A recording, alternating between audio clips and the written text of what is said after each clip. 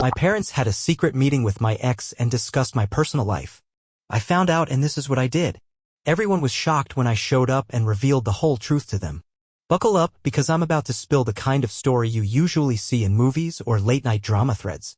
Except, this actually happened to me and I'm still trying to untangle all the emotions. I, 31M, found out recently that my own parents had a secret meeting with my ex-wife behind my back, and it wasn't just a ran into each other at the grocery store type of thing. This was a full-on sit-down with coffee, pastries, and apparently a side of betrayal. Let me start at the beginning so you can understand why this cuts so deep. My relationship with my parents has always been complicated. Not abusive, not outwardly hostile, but they've always had this weird obsession with appearances and what will the neighbors think vibes.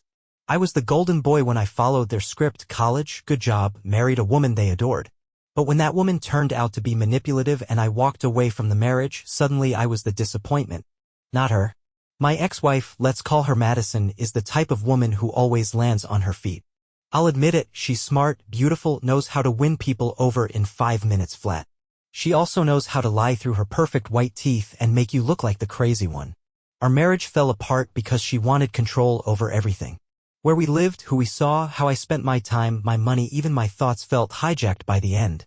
She gaslit me so bad I started apologizing for things I didn't even do. After the divorce, I cut her off completely.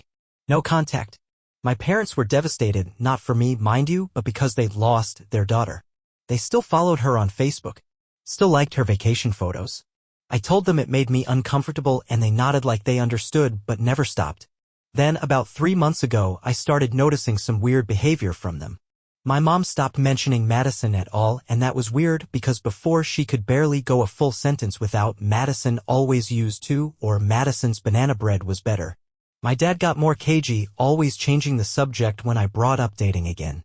Then came the slip-up that changed everything. I was at their house for dinner one Sunday, nothing unusual, and my mom was setting the table when she said, "Oh, Madison said the exact same thing about that Netflix show." I froze.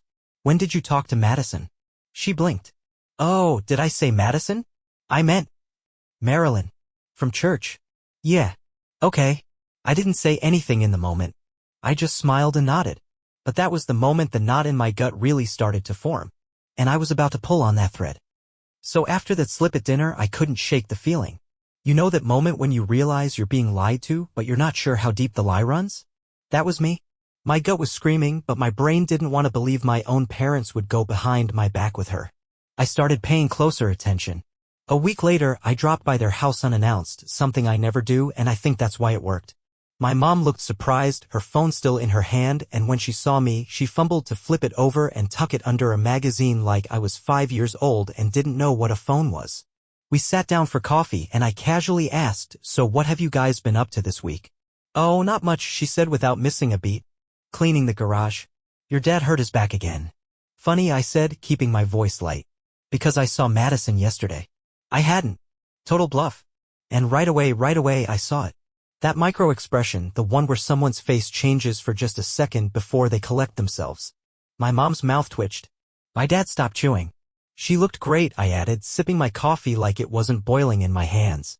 "Said she had a really productive meeting on Thursday." Made it sound important. My dad nodded too quickly. "Business meeting?" I looked him dead in the eye. "No." Said it was personal. She didn't say much, just hinted that it involved family. That's when my mom cracked. "Okay, we had coffee with her," she blurted out. "But it wasn't a big deal." "Oh, just coffee?" I asked, heart pounding. "Why didn't you mention it?" "Well, you're always so sensitive about Madison," she said. Like I was the problem. "We didn't want to upset you." That's when the rage started bubbling. I couldn't believe they were still trying to play it down. I asked for specifics. Where? When? What they talked about. Their stories started unraveling fast. First, it was just coffee at a cafe. Then my dad said she came over to drop something off. Then my mom added that they ran into her and ended up talking for a while. I couldn't keep track of the lies because they couldn't keep track of their lies. Finally, I just asked, "What exactly did you talk about?" Because from the way she smirked when I saw her last, she seemed to know a whole hell of a lot about my life lately. Silence. And then the truth, or at least enough of it to make my stomach twist. They'd invited her over. To talk about me. About my new relationship, my job, my mental health. Madison had painted a picture of me as unstable, struggling, too quick to push people away, and they believed her. They said they were concerned. Let me be very clear, I've been doing better than ever. New job, new girlfriend, therapy, gym. But Madison, cunning as hell, knew exactly what strings to pull with them. And my parents? They handed her the whole damn violin. At this point, I couldn't sit still. I stood up, told them I'd be back to talk when I wasn't seeing red, and I left. Drove around for 2 hours, gripping the steering wheel so tight my knuckles hurt. The betrayal hit different. Madison, I expected it from. She's always been manipulative. But my own parents? So yeah, after I found out my parents not only met with Madison but actually invited her into their house to talk about me, I hit a wall. The kind where you don't cry, you don't scream, you just sit in your car staring at the dashboard like your whole life just rewound itself and slapped you across the face. I knew I couldn't let it sit. I had to talk to Madison. I had to look her in the eye and figure out what the hell this was all about, and honestly, maybe I just needed to see if there was anything left of the woman I thought I married. Spoiler, there wasn't. I texted her, kept it simple. Heard you had coffee with my folks. We should talk. Tomorrow. Face to face. She replied 5 minutes later like she'd been waiting. Sure, smiley face. Name the time. That damn smiley face. Always pretending to be sweet while her knives were out. We met at a coffee shop downtown, the kind of place we used to go to during our marriage before everything went sideways. She showed up looking like she'd stepped out of a magazine. Effortless. Polished. Like this was all just some pleasant errand between yoga and brunch. She sat down across from me, tilted her head like I was some poor confused soul she was about to help. Long time, Keith, she said with a syrupy voice. I didn't play nice. Why did you go to my parents? She smiled again, slow, like a cat stretching in a sunbeam. Oh, come on. It's not that serious. We just caught up. No, I said. You went to them on purpose. You told them things about me. Personal things. And you lied. Her expression didn't change. She even sipped her drink. I told them I was worried about you. That you seemed lost. I just wanted to make sure someone in your life was looking out for you. I laughed, like actually laughed. Madison, you cheated on me. You burned every bridge. And now you're telling my parents I'm unstable? What the hell is your endgame here? She finally dropped the act. Her face got sharp, cold. Endgame? Don't be dramatic. I'm just keeping my options open. I froze. Options? She leaned forward, whispering like it was some grand confession. You're doing okay now. Better job, new girl, new place. And maybe I thought you'd come back eventually. People do. Especially after they realize what they lost. I stared at her speechless. Then she added, but you're not the type to stay angry forever, Keith. You're soft. That's what I liked about you. You don't hold grudges. That's when it hit me. This wasn't about concern. This was about control. She saw I was happy, truly happy, and that scared her. Not because she missed me, but because she couldn't stand being irrelevant in my story. I stood up, tossed a 20 on the table even though I hadn't touched my coffee. As I turned to leave, she said one more thing. You know they still think of me as family, right? Your mom said I was the daughter she never had. I didn't even look back. I drove straight to my girlfriend's apartment. I didn't tell her everything right away, I couldn't. I felt hollow, like I'd been gutted and stitched back up wrong. That night, lying next to someone who actually cares about me, I couldn't sleep. I kept hearing Madison's voice, her smug tone, the way my parents had looked at me like I was the problem. All I kept thinking was, who even are these people? After confronting Madison, I should have felt closure. Or at least something close to peace. But the truth is, I felt wrecked. Not just by what she said, but by how easy it had been for her to get to my parents. How they let her. That night, lying in bed next to my girlfriend, I'll call her Rachel, I finally broke. I told her everything. From the moment I noticed my parents' weird behavior to what Madison had said over coffee. I expected Rachel to be furious on my behalf. She was, but she was also quiet in a way that unnerved me. Like she was connecting dots I hadn't even considered yet. She went to them for a reason, Rachel said slowly. And it wasn't just to mess with your head.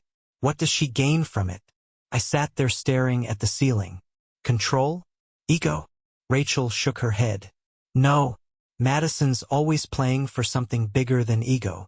That's when I remembered something. 2 weeks earlier, I'd gotten a letter from my old accountant.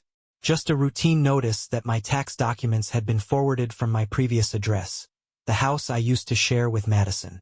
Weird thing was, I never authorized that. I'd redirected everything months ago. At the time, I shrugged it off as a system glitch. But now it felt intentional. I went into my email and started digging through old correspondence. And that's when I found it. A digital paper trail. 3 weeks before her little coffee date with my parents, Madison had contacted my former accountant, posing as my assistant. She asked for copies of recent financial summaries, because Mr. Bennett is slammed and needs help organizing everything. She used her old married name. His assistant must have assumed we were still connected somehow. He forwarded over a PDF file with a summary of my recent income and investment holdings. She knew everything. My new salary, my savings, even the down payment I'd made on my new apartment with Rachel. Couldn't breathe. Madison didn't just want emotional power. She wanted leverage. The next morning, I drove back to my parents' house. Walked in without knocking. My mom was folding laundry in the living room, and my dad was watching golf. I dropped the printed emails on the coffee table without a word. My mom picked them up, scanned the first page, and her face went pale. Is this? She's been digging into my finances, I said.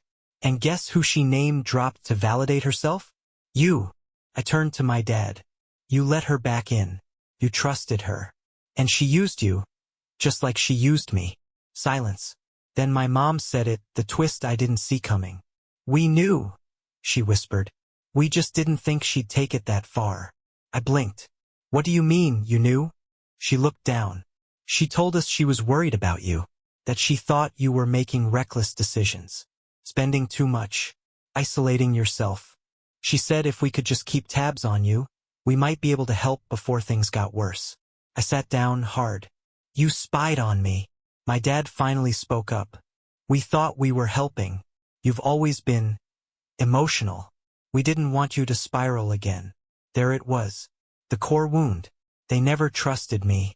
Not when I was a kid. Not when I got married. Not when I left Madison. And not now. That moment broke something in me I didn't even realize was still holding on. I stood up, said, I'm done, and walked out the door. This wasn't just Madison's betrayal. This was my parents confirming the one thing I feared most. They didn't see me. They saw who they wanted me to be, and they handed the real me over to a snake in a dress. After that final blow-up with my parents, I didn't go home right away. I drove around for 2 hours with the windows down, just trying to breathe. Trying to figure out how the hell I'd let my guard down again. I'd finally built something good with Rachel, real, solid, and Madison had found a way to stick her fingers in it. Twist it. Poison it. I was furious. Not just at her. Not just at my parents. But at myself. Because I saw this coming. Maybe not exactly this, but something like it. That's the thing about trauma, it doesn't whisper. It screams. And mine had been screaming at me for weeks. I just didn't listen. When I finally got back to Rachel's, she was on the couch with her laptop and our dog asleep in her lap. She looked up, took one glance at my face, and closed the computer. What happened? I told her everything. No holding back this time. The fake assistant email, the financial documents, the fact that Madison had my income details, my apartment address, everything. I expected Rachel to be angry. Afraid even. But she surprised me. She took a breath, then asked, Do you think she's planning something? Legal? That was the question that had been eating at me all day. I shrugged. She might be trying to build a case to take something. Maybe claim I had assets during the divorce. Or worse, maybe she's trying to mess with us now that she knows we're stable. Maybe she wants back in. Maybe she's watching. Rachel sat there, quiet for a while. Then she said we should get ahead of it. Talk to a lawyer. Block her from every direction. Financial, legal, emotional. Cut the cord completely. I nodded. And then came the hardest question. Rachel looked at me and asked, should we move? I didn't answer right away. But I knew she was right to ask. Madison had my address. She had my parents. She had too many doors back into my life. So the next day I made the decision. I called my landlord and gave notice on the apartment. I called my HR department to have my pay routed through a new account. I froze my credit. Locked my online financials. I even scheduled a meeting with a lawyer not because I thought I was in legal trouble but because I needed to know where the tripwires were. I also sent my parents a final message. You let someone dangerous back into my life. You chose her over me. You won't hear from me again. I blocked their numbers. Their emails. Everything. And for a while, I felt numb. Then came the real pain, the realization that the people who raised me could never see me without their warped lens. That they would always believe someone like Madison over their own son just because she wore charm like perfume and I wore honesty like armor. But the thing that haunted me most wasn't Madison. It was the fact that I had spent my entire life waiting for my parents to change, and when they finally revealed who they were, I still hoped it was temporary. I still wanted to believe they'd protect me. They didn't. 3 weeks after the fallout, life started to feel quieter. Not peaceful exactly, but a heavy kind of quiet, like when the storm passes and everything's still soaked and broken, but at least the thunder is gone. Rachel and I moved into a new place further out, more private. A little townhouse with a view of the hills and enough space to breathe. We didn't tell many people. Not even my close friends knew the exact address. We kept it between us just for a while. A fresh start that actually felt fresh. I wish I could say that was the end of it. But of course it wasn't. Because snakes don't slither off quietly, not the cunning ones. One morning I got an envelope in the mail. No return address. Inside was a short, handwritten note in tight, perfect cursive. "You're making a mistake. I forgive you. I'm still here when you're ready to come back. M." No threats. No drama. Just pure manipulation dressed as mercy. I didn't show it to Rachel. Not right away. I sat on the back porch with it in my hand and stared at the ink until it blurred. I wanted to rip it up, burn it, forget it. But more than anything, I wanted to understand how someone could still believe they owned a piece of me after everything they'd done. And then, this part still makes me sick, I actually wondered for a second if she was right. If I was the one being too harsh. If maybe I'd overreacted. If maybe I owed her a response. And that's when I realized this is what abuse looks like when it wears a silk dress and smiles too much. That single note brought back every fight where she twisted the truth. Every time she made me feel crazy for being hurt. Every time she cried harder than I did when I caught her in a lie. Every gaslit moment. Every time she kissed my parents on the cheek while lying straight through her teeth. That was her real power, not breaking me with force, but convincing me to break myself just to keep her comfortable. That afternoon I told Rachel everything. Showed her the note. Her only response was to reach out, take my hand, and say, "Let's burn it together." So we did. Right there on the patio in a metal dish. Flame to paper. Smoke to sky. And as the ashes scattered, I felt it, not relief, not closure, not some fairy tale ending, but something better, clarity. I knew who I was now. Not the son desperate for approval. Not the ex-husband trying to fix a broken dream. Not the man who looked over his shoulder wondering what might come next. I was done letting other people write chapters in my story. My lawyer sent Madison a formal notice. Any future contact, direct or indirect, would be treated as harassment. My bank accounts were locked tighter than Fort Knox. My digital footprint? Scrubbed. And my parents? Still radio silent. Still blocked. I don't know if they've tried to reach me. I don't want to know.